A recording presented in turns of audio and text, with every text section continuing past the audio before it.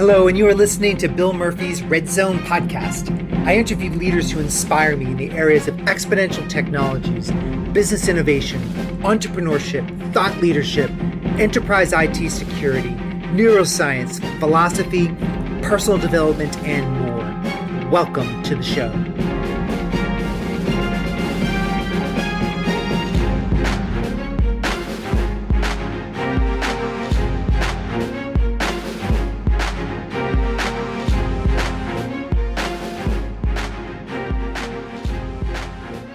Welcome back to the show, everyone. This is Bill Murphy, your host of the Red Zone podcast. Today, my guest is Mark Greeven, Professor of Innovation and Strategy at IMD. I'm going to begin by commenting on the amazing timing of my interview with Mark just last week. And our conversation is firsthand insight into the culture and strategies of Chinese business as they experience the COVID-19 crisis are absolutely relevant for us as leaders, as we are now experiencing the same in the United States. In our conversation, Mark explains why China, the people and their organizations, were able to react so quickly to a sudden and immediate crisis, why they seemed so much more prepared, even with this huge population of 1.4 billion, even within the healthcare system, and how they mobilized, which you'll find very interesting, exponential technologies so quickly. And we talk a lot about exponentials, and we go into that in the interview. Before joining IMD, Mark also held faculty positions in China and the Netherlands, and currently serves as a research associate at China's National Institute for Innovation Management, Center for China and Globalization, and the Center for Global R&D Innovation, and the U.S.-China Innovation Research Center at Duke Kunshan University. Suffice it to say, he is an expert in China.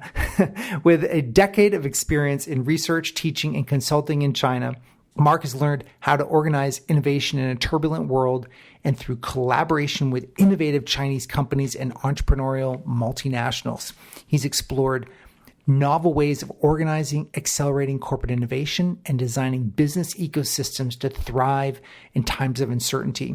Mark's latest book, Pioneers, Hidden Champions, Change Makers, and Underdogs, Lessons from China's Innovators, was published in 2019. And in 2017, this is how I found him, he was named as the 2017 Thinkers 50 Radar list of 30 next-gen business leaders. This is an annual rank that the Financial Times has deemed the Oscars of management thinking. So listen to this: novel ideas, interesting approaches. The timing of it is uncanny in the midst of what's happening globally and with the epicenter being in China. And Mark and I discussed the business ecosystems and how we need to do things together as a leader individually and as a company collaboratively. And Mark shares with us his predictions for the outcome and lasting impact of turbulent events, which don't all happen to be bad. And the consequences will reveal that resilience during these uncertain times will set apart more successful leaders from less successful leaders. So I want to turn this interview over to you as you listen to this, whether you're in the car, within your house, or whether you're just sequestered. I want you to enjoy this interview and my conversation with Mark Greeven. Thank you.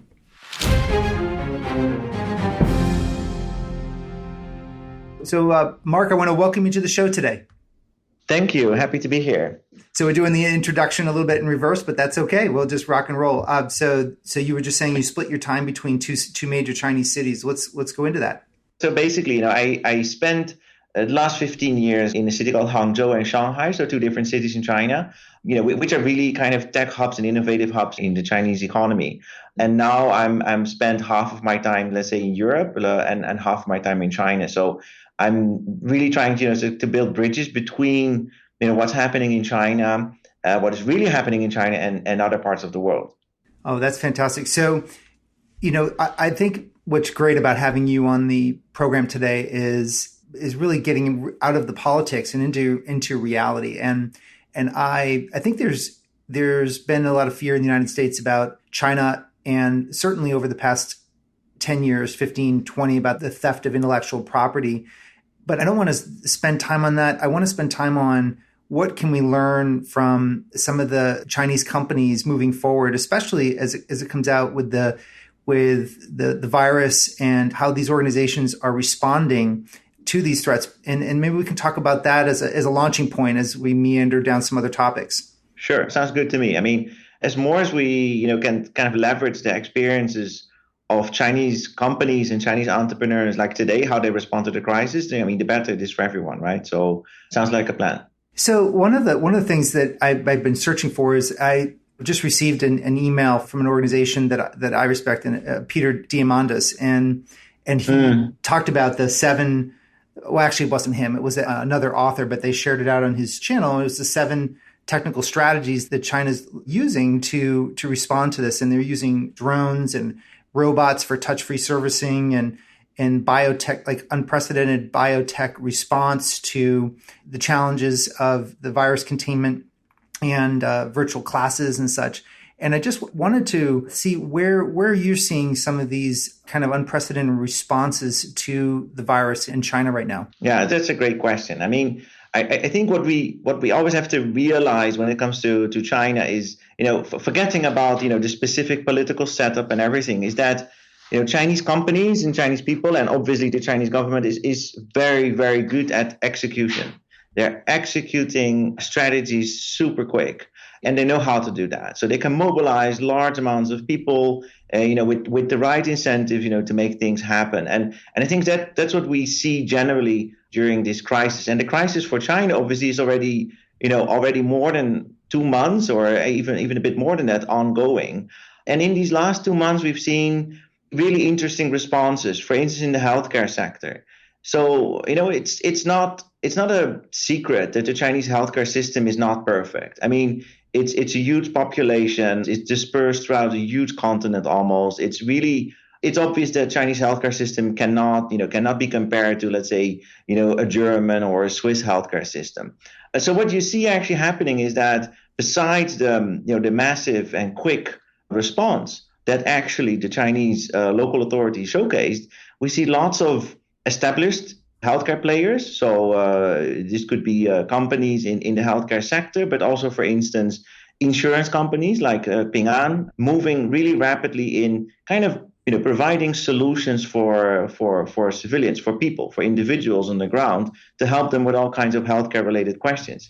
In fact, we see that not only with some of the bigger players, thinking about Alibaba as a tech company or Ping An as an insurance tech company, but we see it also with tons of entrepreneurial ventures. And one of my favorite ones is, I think it's probably the second largest healthcare professional platform in China. It's called DXY, and they do lots of data tracking and monitoring of real-time local reports and combine it with national level data. But they also provide like training courses for doctors and nurses to get up to speed really quickly. They're a portal for consumers that have questions about what should I do? I have all kinds of symptoms. What is the best way to attack that? So you see that actually we see kind of a boost in this whole medtech or digital healthcare space in China in just the last couple of weeks, and you see it with the number of users as well. It's just unbelievable. Yeah, I'm reading about in this report, Damo Academy. I guess it's Alibaba's future-driven research institute can test for coronavirus with AI analytics, and they're reporting like a 96% accuracy rate just by looking at the CT scan. I think it's really interesting because China is quite advanced with AI, correct? Yeah, absolutely. So it's probably a no-brainer that China has lots of data and fairly few limitations on using data. So when it comes to commercial companies using data to train their machine learning algorithms and to build artificial intelligence systems, I mean, there's an obvious advantage, and you see that now being used. Give you a funny example. Actually, there was just when sort of the outbreak started to really unfold in China, there was one of the ministries that said, it was kind of an open quest for proposals for companies to deliver AI-driven, systems for healthcare, but then, pretty much focusing on helping doctors, helping hospitals, and so on.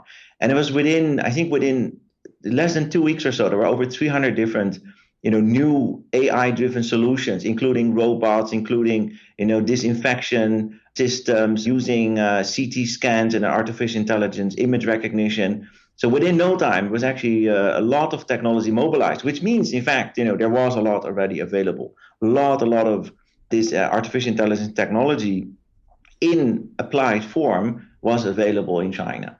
Yeah, it's interesting. As you're talking about the disinfection, I know the use of drones was deployed pretty quickly to be able to communicate with people and be able to disinfect. And then I see here the robots as well, kind of developing the touch-free services where, the robot can deliver you a cup of coffee, but it really wouldn't be good if the human did in a hospital. So it's interesting how exponential technologies can be mobilized so quickly to deal with this.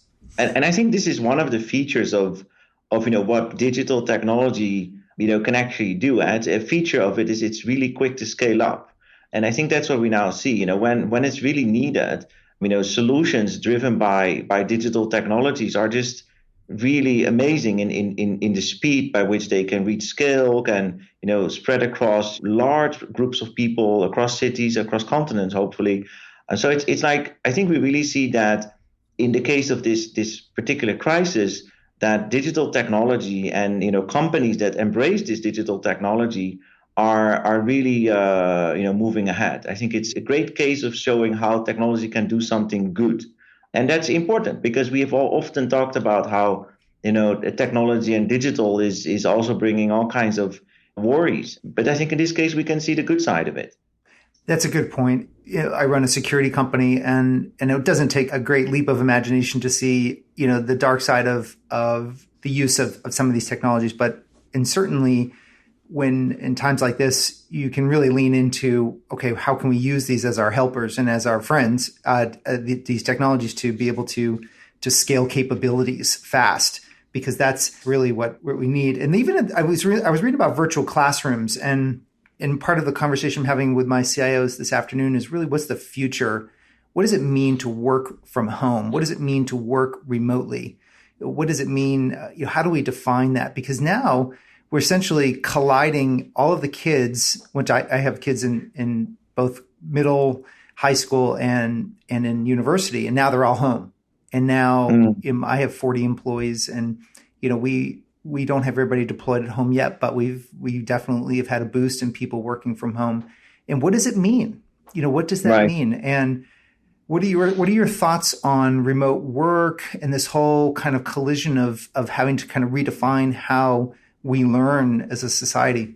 Yeah, I mean, it's a great question. I mean, I feel that when it comes to remote learning and using digital solutions for the classroom, from primary school up until university, up until executive education, which we're in, I think this is a long overdue move. I mean, to be honest, I think the technology was there for a while, and I think this crisis really has pushed, I think, educational institutions all over the world, to finally embrace it. And it is surprising how much you can do with all kinds of digital platforms and solutions, to bring what would you do offline, face to face, into a virtual space. And we're actually at the moment here at IMD, we're experimenting with this because there's obviously we want to keep serving our clients, and we want to be able to spread the knowledge and insights we have. And it is fascinating, doing virtual breakout rooms. It works really well. Creating interaction and engagement online is not easy, but it is doable. And once you change a bit your mindset of trying to copy what we did offline to online, but actually change the way you design your courses or your meetings, it's actually working remarkably well. So I think actually it's kind of an overdue move towards better embracing these digital solutions. But the consequence of all of this is that obviously what happens after the crisis. And I mean this crisis is going to pass, and hopefully with as few casualties as possible. But there is a moment that we're going to talk about after the crisis, and then we will see, I think, two important sort of consequences. And I think one is, if this takes, 2 weeks, 4 weeks, 6 weeks, I don't know, 2 months, maybe 5 months, maybe 6 months, our lifestyles and the way we live, the way we socialize is going to change. And this change is going to be rolled back probably a bit. So we like the lives that we had. But I think a lot of the new habits, when it's consumption or entertainment or dealing with friends and family, there's going to be, something left there. And the change of lifestyle is obviously going to challenge companies that were used to provide us all kinds of solutions and products and services. And, now suddenly all these demands have changed. So I think that's one a big consequence of it. And I think the other thing is consequence for, the way we work. And we've been talking about new ways of working for a long time. And we have been talking about gig workers and remote working and, succeeding with virtual teams and all of these things. But that's now, this has arrived. This is not going to go away anymore. So I think that on the midterm, or let's say after the crisis, we're going to see a huge change in the way we work. Do we have to go to offices? Well, we don't. And we find it out now. In what way can we socialize with colleagues? Well, there's multiple ways to do that. How do you share information? How do I do a keynote presentation if I cannot come there, physically? There's all kinds of, solutions. And I think that's going to leave a long-lasting impact, which may not be bad for the environment, by the way, because we're reducing our carbon footprint here significantly.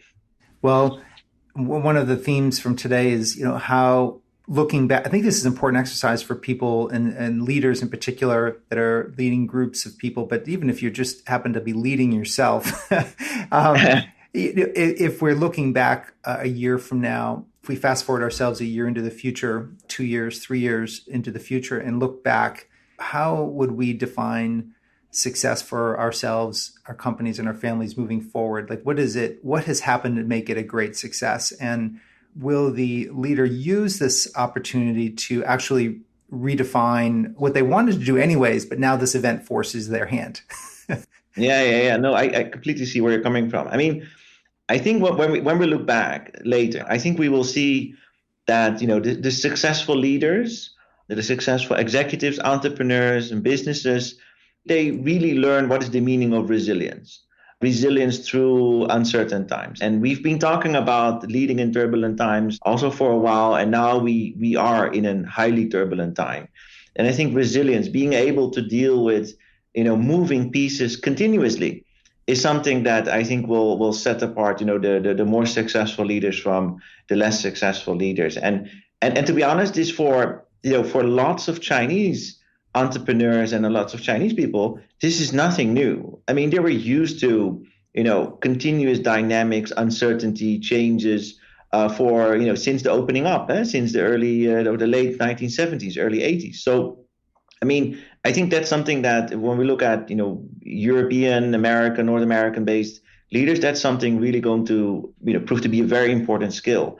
The other thing is, I'm just looking forward and then looking back, I think what is going to be really important is how do we leverage external partners? How do we leverage our networks of businesses, of friends, of other professionals to build kind of an advantage in times of uncertainty, of turbulence? And I do a lot of work on the topic of business ecosystems, which is really around, how do I best leverage external resources in a clever way to create a competitive advantage? And I think that's exactly what we need now. We need to, do things together. And as a leader, individually, as a company, and companies that do that are better positioned, I think, to come out of this crisis a bit better. So let's explore both of those, because I think those are some practical things for leaders to take away, think different thought constructs for moving forward. So why is it Chinese leaders, why is this particular event not a big deal? You made the comment, it's not really a big deal for them. And you made that right before that, we were talking about resilience and leading in turbulent times. What is it about the Chinese leaders? Is it a cultural thing, or is it something how come you said that? Yeah. So, just to be clear, obviously, this crisis is a big thing for Chinese people as well, and for Chinese leaders. But in terms of how to deal with it and how to adjust, I think Chinese leaders are better positioned. And so I think there's probably 2 or 3 reasons for that. I think partly just realizing the fact that most Chinese companies today, the small ones, the big ones, up until, the Huawei, the Alibabas of the world, they are still managed by whom? Well, by the original founder, the entrepreneur. So the majority of companies that you deal with today or that you hear about are, entrepreneur-run large enterprises. And we should never forget that, because it's the entrepreneur that, started out maybe at the back of a bike or in a small apartment, taking tons of risk and, not knowing where the future goes. That same person is still leading the business. It's only recently. Yeah, that's a huge advantage. Huge advantage. The DNA of the organization is, as long as that person has control, or at least some, at least if they have voting control, it is a DNA element. You can't ignore it.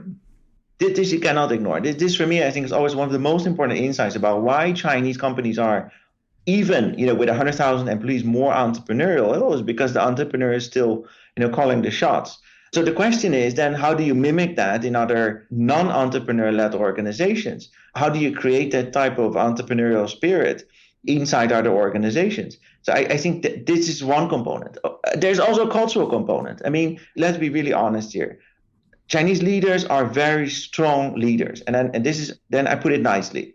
And so basically in a company, if the CEO or the leader says we're going to do A, we're going to do A. If we would do this in the Netherlands, the first question you get from your teams is like, why? Why should we do that? Let's discuss. So this is a cultural difference where it's more accepted to do what has been decided without too much discussion. And that sometimes in cases of, for instance, a crisis, that might actually be not so bad. I mean, don't get me wrong. You may enforce the wrong decision. No, but sometimes I agree with you. Speed is more important, Yeah, it's undeniable. I mean, the ability to mobilize, and I think that's a growing weakness in business and in leaders, is the need to explain why. And I know that's not going to be a statement for Western leaders, but there is an advantage of saying we're going to go this direction, and it doesn't matter why. I want to go that direction, and I think that is certainly, especially with the entrepreneur that's taking a tremendous amount of risk and has some wins behind them, there's an advantage there. And I think there's a couple of really practical ways actually to create that kind of execution capability. As long as a leader is really clear. I mean, we cannot become Chinese, right? I mean, we are who we are, so we cannot change cultures. I mean, massive national culture. So, I mean, I think as long as we're really clear, and I think especially now, the leader is super clear on, this is what we're going to do. I think that already will really, really help in, getting things done. And then there's the other thing, like I was playing around with this concept of single-threaded leadership.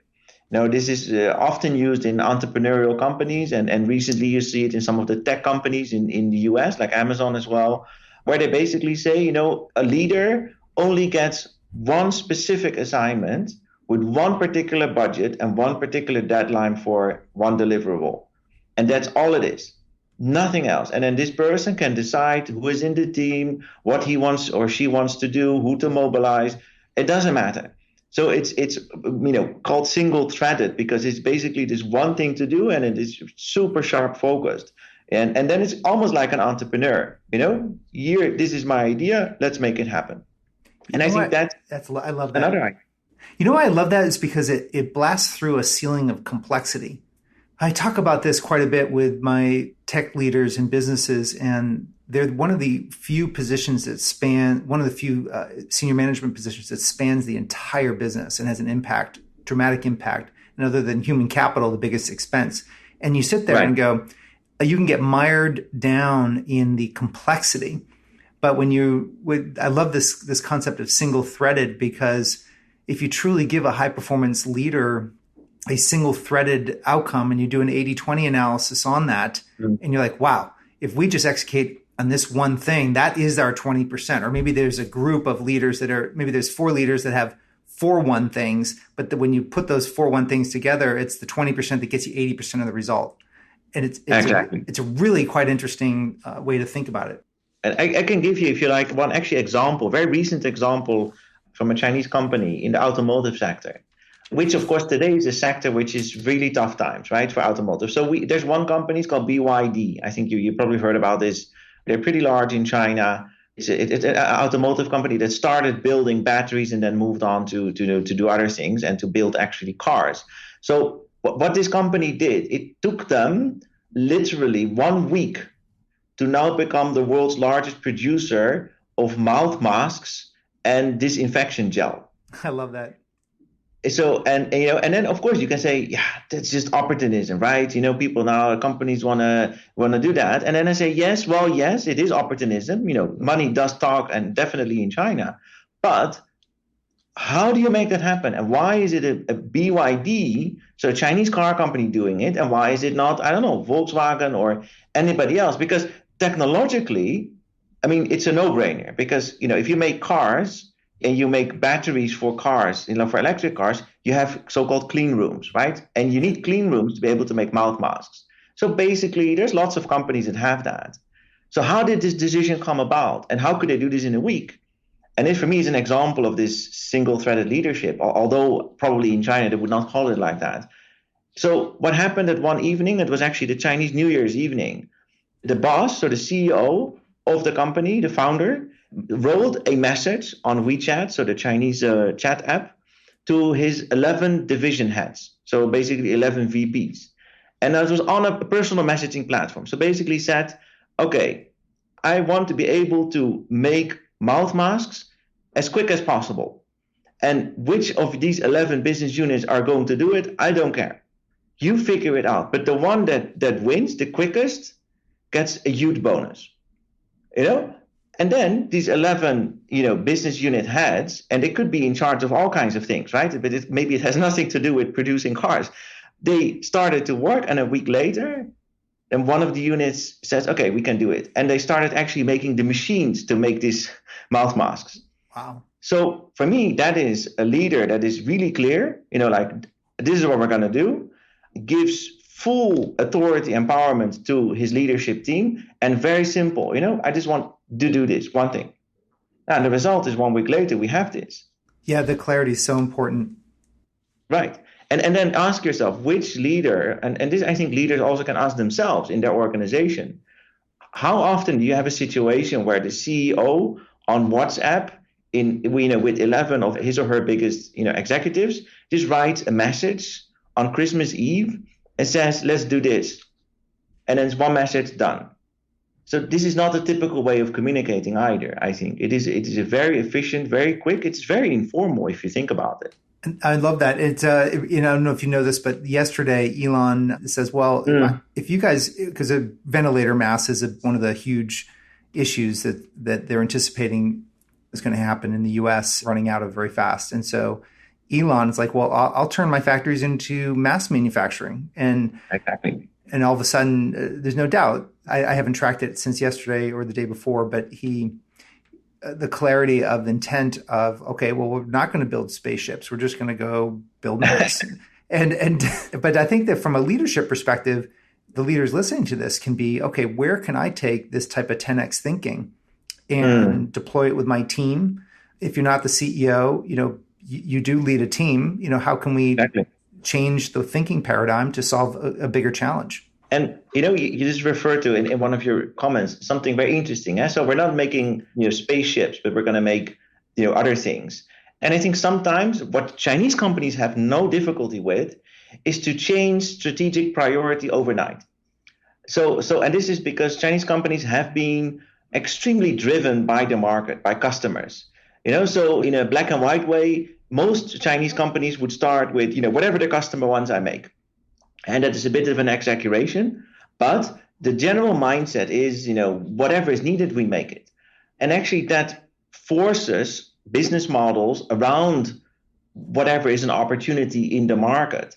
And I think sometimes, we can learn from that, because changing business models quickly, the way we make money, how it fits into our bigger strategic objectives, sometimes maybe we're too careful, but we had this 5-year plan.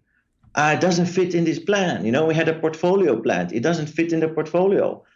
I think sometimes we can let that go. Maybe strategy is still important. I don't think we're at the end of strategy yet, but maybe strategy is more like the directions, and the big pieces, and especially the stuff that we don't want to do. But then maybe we can make almost like strategy on the spot. And then, now we decide we don't make spaceships, we make mouth masks. And it makes sense because we have the assets, we have the capabilities to do that. And maybe afterwards we go back to making spaceships. It's also fine. So I think this kind of, I want to call it flexibility, I don't know, Maybe it's tinkering fear. of the strategy. Maybe it's Yeah, fear, Mark. Maybe it's fear. yeah, you're right. Maybe the West is just a little bit, maybe too afraid to. I think strategy is a form of fear, in the sense that Mm, we're going to control we're going to control things so tightly that we're going to guarantee the outcome. And so I think mm, it's almost like it's a world that's trying to guarantee outcomes mm, for a particular purpose, obviously the profit or to a public market or board of directors or whatever. So there's nothing wrong with that. That's never going to change. However, in a world that's uncertain, fluid, rapidly changing, can be disrupted. I mean, the world was being disrupted anyway prior to this virus. mm. But that's not certain. That's uncertain. And it seems like that kind of a model that you just explained, the strategic, because you've written about this in where is the strategy, kind of these two levels and kind of emergent, I think you called it emergent or deliberate, or Correct. not non-deliberate strategy. And then one that's more kind of your traditional. Correct, exactly. So I think actually this is, it actually has very little to do with the current crisis. I mean, I think generally, especially with the advent of all the digital technologies and all the the opportunities but also uncertainties it brought, and then all kinds of geopolitical challenges, and we've seen some limitations of globalization as well. So I think it's fair to say, and there's also evidence for that. There's good surveys and research on that the world has become more challenging or more uncertain. And the thing is that the way we think about strategy, or we have thought about strategy for a long time, is based on a world which was slightly more predictable, where planning, was leading and guiding. And I don't think planning is wrong. So I think we should plan, but I think that we should have a strategy that better incorporates emergent, new pieces of information from the front line, while still guaranteeing sort of from the top kind of the directions. Like sometimes maybe perhaps data on customers, they tell you we want to do all of these wonderful things and you can make a lot of money. But then of course there is still a vision and a purpose of the company to guide that and say, yeah, this we want to do, this we don't want to do. And I think and this interplay between this kind of emergent and non-deliberate strategizing as a process. So rather than just as a thing, as a box on the wall, versus the more top-down type of long-term planning and directions. I think it's this interplay that's going to be really, well, important and exciting as well, because you could ask yourself in that picture, so what is the role of low-level, mid-level, and top-level decision makers? And perhaps there is then less of a role for some of these in moving forward with strategizing in this uncertain or more turbulent world.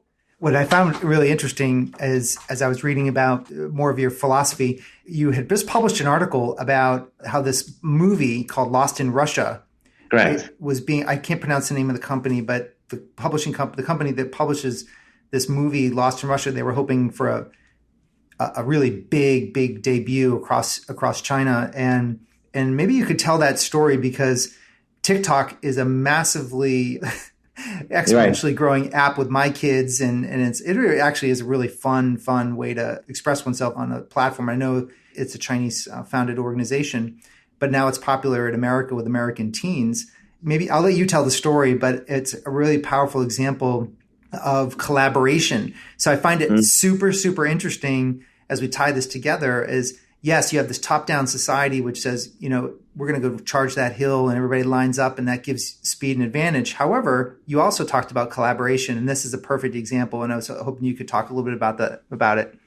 Sure. No, great. I mean, I think this is exactly what makes China for me so interesting and so attractive. It's almost like a paradox, right? It's like top down and really powerful in execution, and at the same time, there's lots of things sort of boiling at from bottom up and emerging. And the story of this movie, I mean, Lost in Russia, this is kind of like supposed to be the blockbuster movie for the Chinese New Year, and you can imagine that the company that produced this, that's called the Huanxi Media Group, is basically a traditional player in the movie industry, and they spend a lot of money, they make deals with all the theaters and so on, and then people would go out to see this movie during the holiday.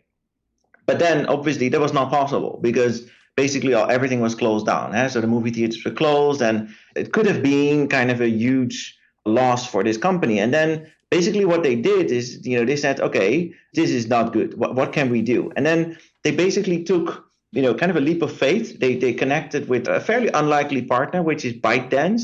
So ByteDance is the company, behind TikTok.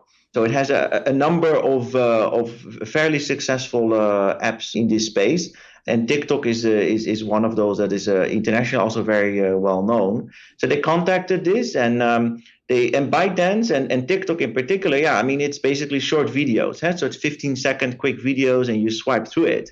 So for ByteDance, it seemingly makes no sense because, why you put a movie of 2 hours or a lot more than 2 hours, right? You're not going to swipe to 2 hours.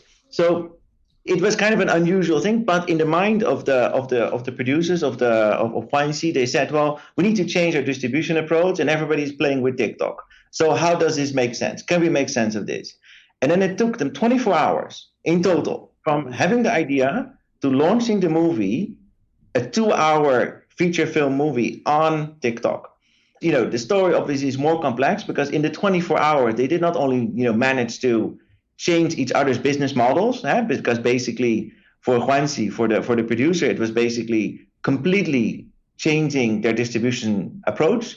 They had a lot of angry cinemas, they had a lot of angry distributors. ByteDance, overnight changed their approach. And they also said, hey, this is an experiment. This is a nice pilot. What about we also make a deal that we're going to do this for other movies and for other content that you have. So in fact, this Lost in Russia movie was part of a portfolio of other movies and TV shows where ByteDance, so TikTok, agreed, we're going to do that. We're going to live stream that. You get a kind of a big fee from us. So it's about like $90 million and a share of the advertising revenues. So all of this discussion was done in one day, 24 hours. So by the time that the people woke up, they could actually see the movie, but then on their TikTok. So interesting example of agility in action. Well, people working from home, and they're not just working from home, but they're at home, and they're not supposed to. They're isolated, they're social isolation. Right. So that was what the experience was with the Chinese citizens, no different than the American right now, and in Europe where you are. So right. It forced a new business model and fast. And I thought that was interesting also because of the intense collaboration that happened. I think for business leaders listening is, who are your competitors that you need to be collaborating with? And in many US organizations, marketing, I just discovered this recently. I've been in business a long, long time. In this business, the CIO relationship with marketing is really bad. Generally, really bad. Why? Because marketing wants to go fast. Right. And all the other departments can sort of like go along, but marketing wants to react fast. So now this is a great opportunity to go to that partner internally and mend those fences and collaborate. And so external and internal. Right. I think it's a great point. I think this works, and this worked in this particular case because of both the internal and the external willingness to collaborate. And I think that this crisis could be taken as an imperative to challenge whatever assumptions you had about marketing, channels, distribution, because there's one certainty is that the way we're consuming is massively changing, and it's now just being exponentially pushed through this crisis. So I think it's an opportunity to challenge any of these assumptions. I would almost say you can go back to hey, what is actually the fit between my product and the market? That was we knew this 30 days ago, 1 month ago, 2 months ago, but probably this is going to be different. And that means we can work with different partners. We're open to work with whomever. The most unusual partners for 1 month ago could be the best partners 1 month down the lane. And I think that takes a bit of a change in mindset. And then again, I'm very optimistic about entrepreneurs and actually I'm optimistic about smaller businesses because they can make these moves much quicker than very large companies. Yeah, it's funny though. I have to make this comment because I've heard this a year ago and you brought it up again. So that's a pattern for me. And what it is that the Chinese you mentioned tend to be very open to changing their strategic direction pretty quickly. And there's not a lot of, and I find that really interesting because a lot of U.S. companies and certainly in Europe as well, they struggle with change. And it's almost like we get married to the way it has to be. And it's funny, the Chinese seem to have this unique ability not to have to follow their passion, and I think that that's a trap potentially for U.S. in Europe is that, am I doing something I'm passionate about, or am I just responding to the market? Like there's a real, like the goal of business is to satisfy the needs of customers first, and then Correct.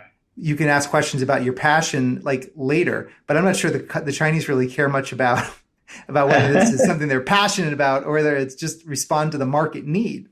What are your thoughts on that? I think it's a fascinating question. I think, thinking about, so I'm all, I'm from the Netherlands, so I'm all for, follow what you feel, what you like, you should do the things that you like and that you feel passionate about and see purpose. And I completely see that. But after I arrived in China, I also realized that, that's pretty much a luxury to think like that. So for most Chinese, whether they're young professionals or entrepreneurs or business leaders, for most of them, it's also just a matter of survival. It's like, I just need to do whatever I can do that, earns me enough income, money, or cash flow to build a bigger business and to grow, or to take care of myself, or to take care of my family in an environment where there is very little social security, it's so it becomes, it's not unimportant. And you see, especially with the young generation, like the millennial generation in China, that they are very critical to, I would like to do things that make a difference, where I feel a sense of achievement. So you see a change, but up until, let's say, the last 3 or 4 decades of China's opening up, it has basically been, whatever works, it works, because I cannot stop to think about if this fits in my passion or not. I need to eat, and then I need to, feed my family, and then I have employees to take care of, and then we go on. So this customer orientation is also very practical because, so what else? There's no fallback. There's no nice, social subsidies that then allow you to live without working or generating income. No, it's interesting. I mean, you look at the entrepreneurs, the vast, even in the US and certainly in Europe, I don't know the stats there, but the vast majority of businesses that are founded by entrepreneurs don't make it. And certainly there's large stats to support that for 0 to 5 years, 0 to 10, 0 to 20. And it's an interesting, but I also look at the entrepreneurship, like the internal entrepreneurship within an organization. How does China foster internal entrepreneurship in enabling, yes, the leader has this top-down sort of, cultural green light for the most part, but it seems like just even from the collaboration discussion and the bottoms-up approach, that there's some type of entrepreneurship. But what are your thoughts on that? How would you convey the landscape for Chinese companies? Yeah, so it's a good question again. It's like, a part of my work is with very large Chinese companies. Part of my work is with, let's say, emerging innovators, so smaller tech-driven companies. So if I look at the larger ones, and especially the ones that have been around for a bit longer, so that have potentially the downsides of being a bureaucracy already similar to any other, let's say, European large company. So if you think about, for instance, Alibaba, which is I don't know what it is. It is a retailer, financial service. It's everything. It's like an economy. But Alibaba has 100,000 people. So obviously it's not a small business, and it has bureaucracy in it, right? So that's by how the company grows bigger. So how does a company, when it grows bigger in the Chinese context, still maintain this kind of entrepreneurial spirit and mindset? And I think there's a couple of very neat organizational processes and tweaks to organizational processes that Chinese companies have. So for instance, a lot of work is organized not in business units, but in projects. So we see a lot of project-driven structures. So where the project is let's say, cross-functional projects are kind of deciding the structure of what the organization looks like. We see a lot of bottom-up autonomy. So where basically lots of the decisions are made by frontline employees instead of a management layer.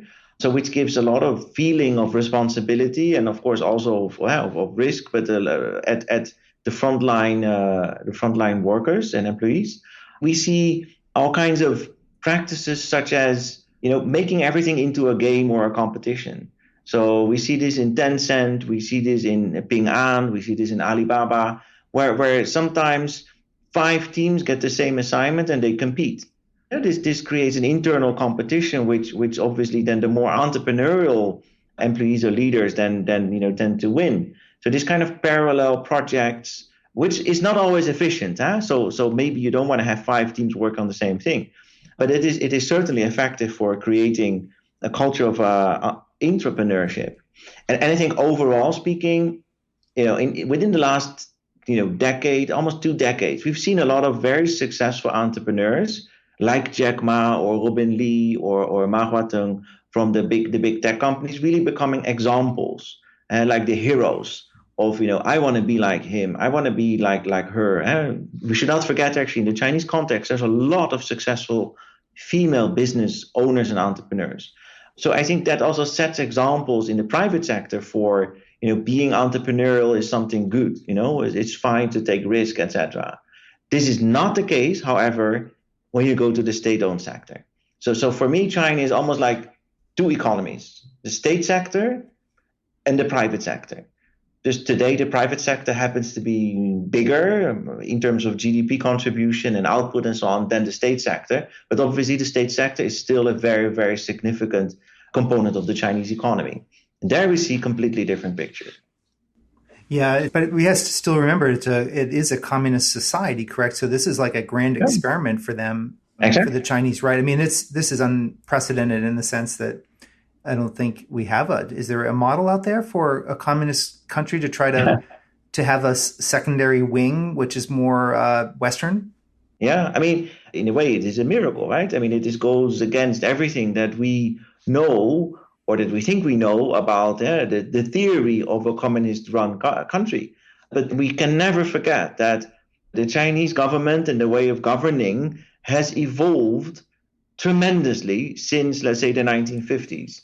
And there's so much pragmatism in there. And this is what I really admire, to be honest, is there's so much pragmatism in the society, in the government, in the people to make things work for 1.4 billion people.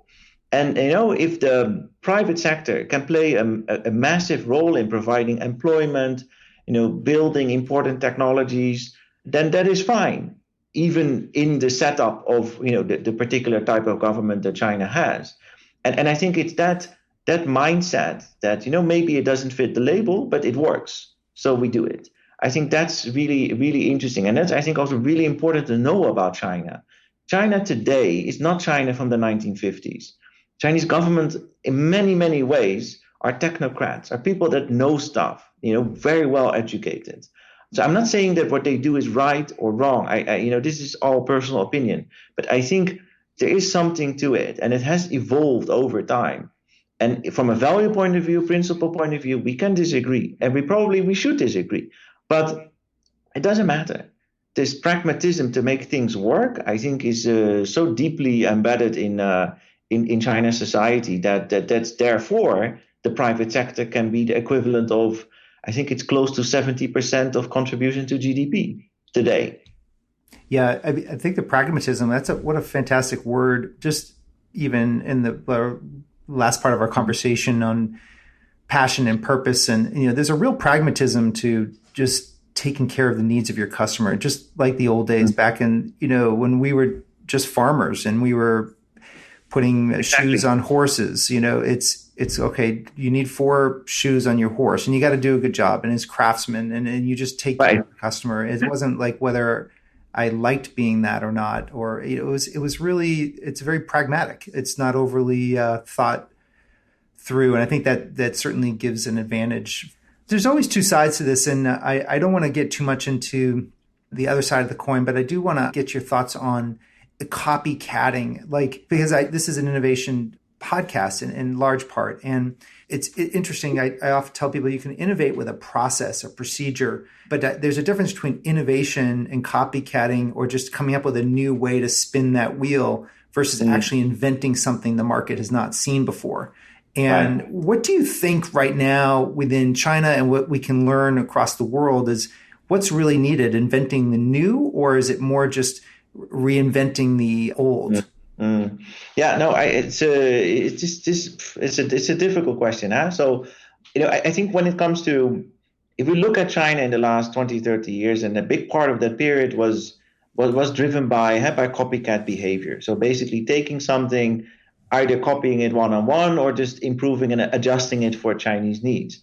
So I think we've seen that, and I think we've seen then a second wave where especially large groups of people studying overseas come back, with good degrees, know something about technology and science, and start to build businesses driven by intellectual property.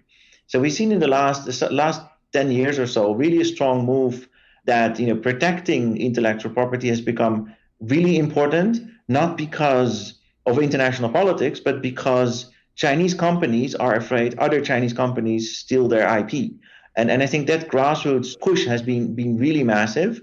Not there yet. I mean, I think it is far from where it should be, but we see this change. And I think that connects to your question about, what types of innovation.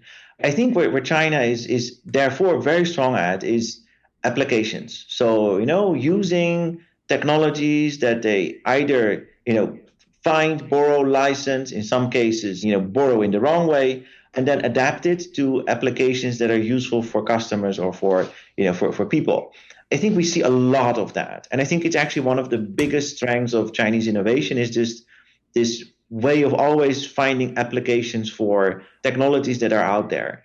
Having said that, in certain areas, you would need to develop, let's say, the new to the world kind of, really, really breakthrough innovations. So when I think about cybersecurity, when I think about quantum computing, genetics, telecommunications, there's a couple of areas where China has made a clear effort to be the new to the world innovator from a science point of view and from a technology point of view. And I think that's important because there is a limit to a country and companies as well to only build nice applications. At some stage, you need to be the one that has the unexpected, new, fantastic breakthrough technology.